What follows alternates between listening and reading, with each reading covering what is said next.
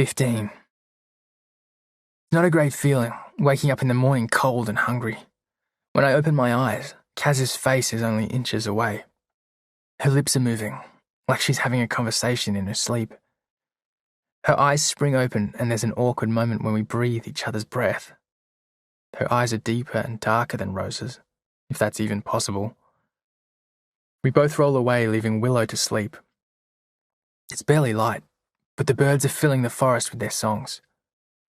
Kaz goes to check on Yogi while I head off in the other direction for a piss. When I come back, Kaz laughs. "You're walking a little bow-legged there, cowboy," she says. The insides of my thighs are tender from riding Yogi, even if it was only for a few minutes. "I think it was the jumping," I say. "You nearly lost me there, you know."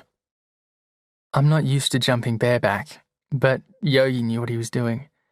He's had a cold night. He's a tough old bugger, though.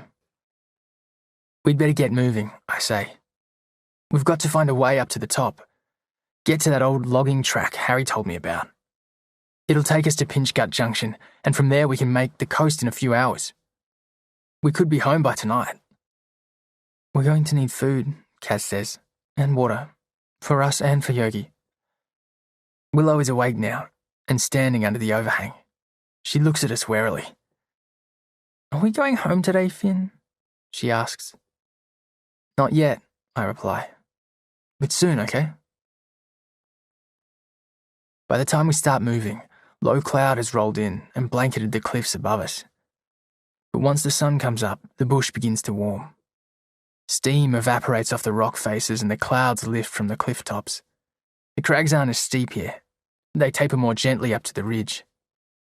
Further along, the rocks give way to a gully filled with mountain ash and tree ferns.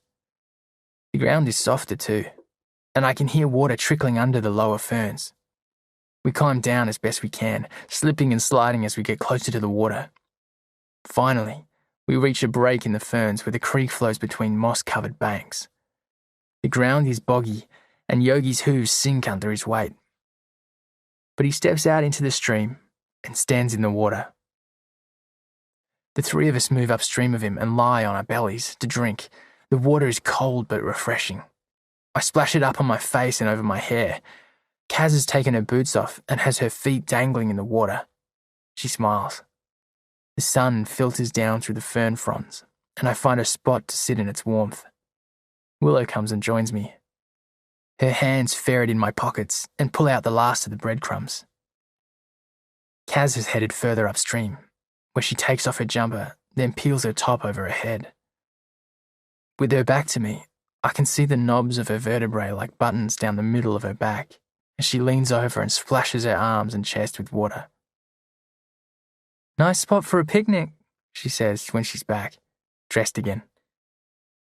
"Excellent," I say, putting on a toffee voice. Willow smiles for the first time this morning. "I've cut some sandwiches," Kaz says, dropping her hands into an imaginary basket. "Now, Miss Willow, I have peanut butter, jam, or cucumber." "What's peanut butter?" she says. "Butter comes from cows." Kaz and I glance at each other. "I remember peanut butter," I say.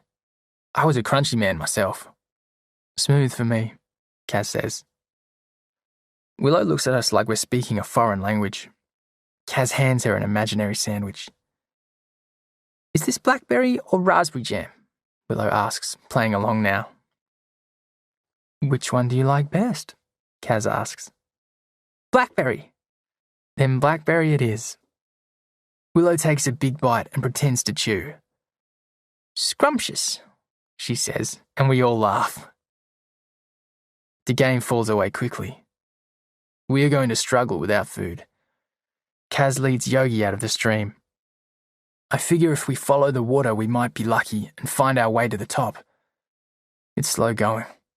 The mud sucks at our boots, and Yogi has to duck under the low-hanging branches and ferns. Eventually, the banks give way to rock again, and we are able to climb out onto slabs that aren't too steep. Kaz keeps to the edges with Yogi, while Willow and I scout ahead for the best route. We are a good 20 metres above Kaz when I look back to see her pulling in vain on Yogi's reins. He has come as far as he can in the steep terrain, He's a lather of sweat again, digging in his front hooves and leaning back against Kaz's efforts. "Stay there, Kaz," I yell. "Let him rest. I'm going to see how far it is to the top." I'm able to move fast, and before long the rock slabs grow wider and the bush thins out on either side. The forest opens out into an old logging coupe, with the track winding its way up to the very top of the ridge. Over in one corner, I can see a pile of logs and a flatbed truck almost completely overgrown by weeds and vines. When I go back and tell Kaz what I found, her face brightens. "I don't think Yogi will make it through," I say. "It's really steep and slippery. We might have to let him go, Kaz."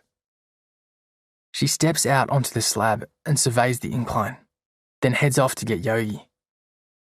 "He won't make it," I call after her. "He's got no grip on the rocks.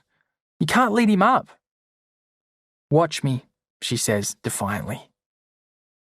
Before I can say anything more, she has swung herself up onto Yogi's back. Straight away she drops the reins low on either side of his neck, leans forward, and reassures him with long, steady pats. This is mad, I think. Especially when we are so close to making it to the top. I can't let her do it.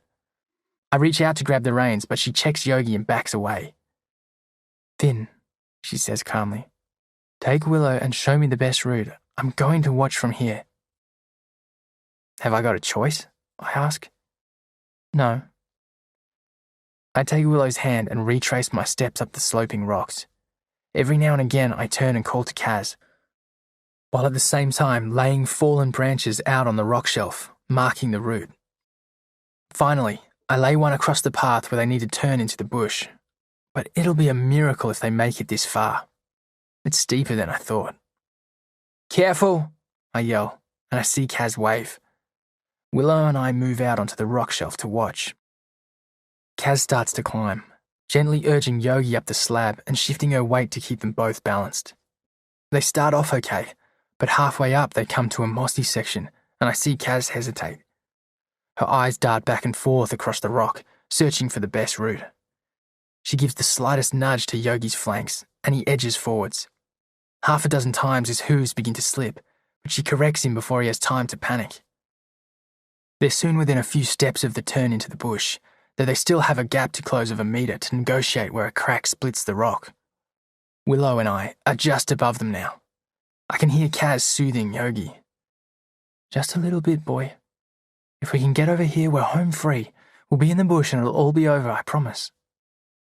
Sweat is dripping off Yogi, and his muscles quiver. Now that she's closer, I can see that Kaz is sweating too.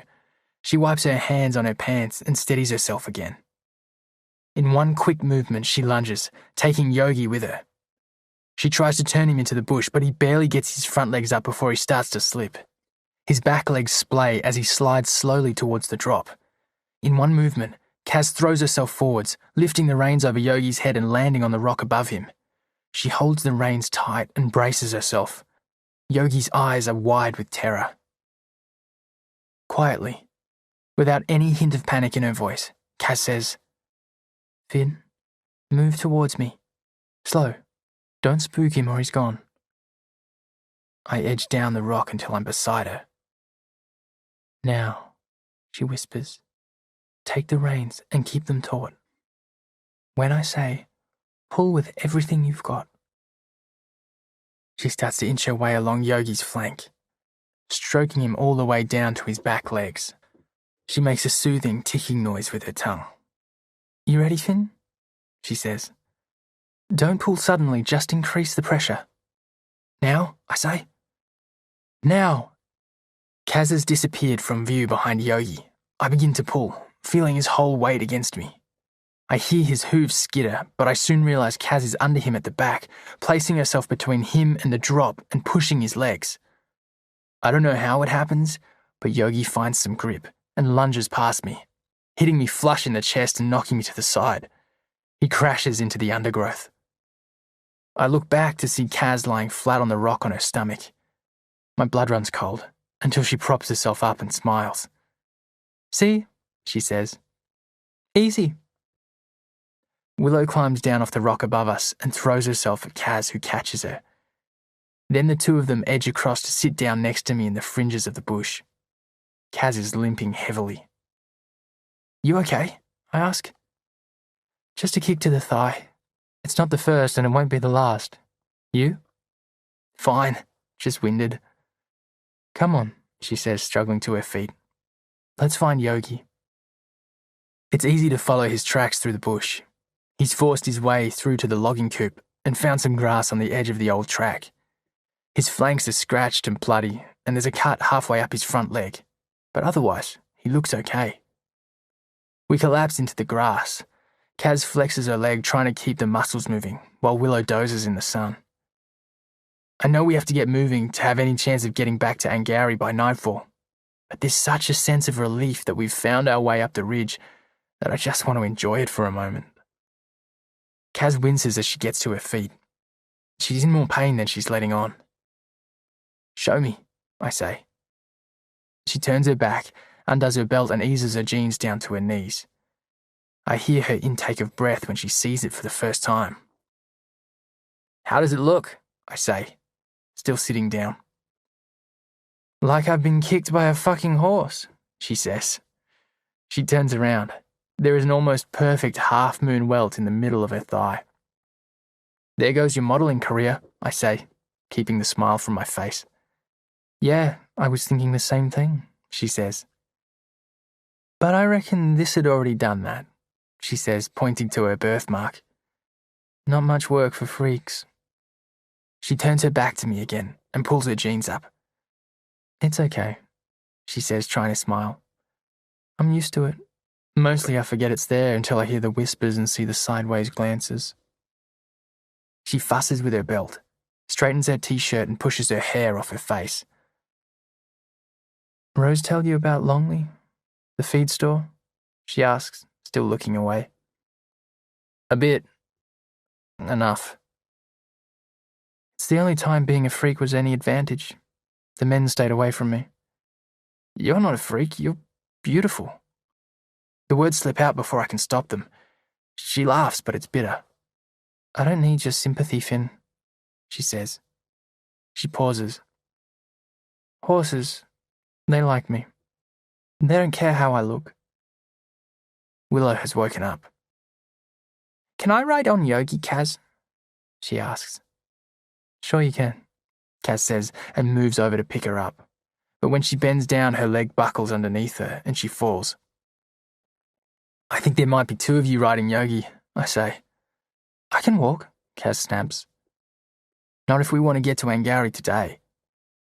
She doesn't respond, but continues to flex her leg. "I'm going to look around the old truck for something we can carry water in," I say.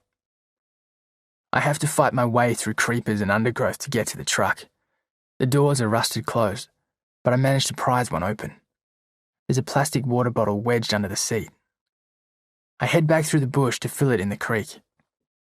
I have to crawl out onto the rock slab and lie on my belly to get the bottle under the flowing water. As I'm crouched over the creek, I hear another noise. Men's voices. I keep low until I'm back in the cover of the bush, then I take off as fast as I can. Kaz struggles to her feet when she sees me running towards her. I don't need to tell her. She lifts Willow onto Yogi's back, but struggles to climb up herself. I get to her side and boost her up. "How many?" she asks. "Dunno, but we've got to move. Now!"